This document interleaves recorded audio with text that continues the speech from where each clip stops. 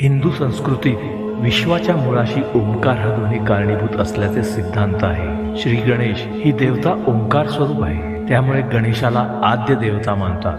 गणपतीपुळे येथील श्री गणेशाचे स्थान हे यापैकीच एक आहे। या स्थानाचे वैशिष्ट्य इथल्या असीम सृष्टी सौंदर्यात दडलेलं आहे। गणपतीपुळे येथे संकष्टी चतुर्थीला विशेष महत्त्व आहे। या दिवशी गणपती बाप्पाच्या दर्शनासाठी आणि पूजेसाठी भाविक मोठ्या संख्येने येथे येतात। ओम भद्रं कर्णेभिः शृणुयाम देवाः भद्रं पश्चिमाक्षभिर्यजत्राः स्त्रीरैरङ्गैस्तुष्टुवान् सस्तनूभिः व्यशेम देवहितं यदायुः। गणपतीपुळे मंदिराला प्रदक्षिणा घालण्यासाठी भाविकांना गणपती मंदिराच्या मागच्या बाजूस असलेल्या डोंगराला प्रदक्षिणा घालावी लागते। या डोंगराला प्रदक्षिणा करणे म्हणजेच गणपतीपुळे मंदिराची प्रदक्षिणा।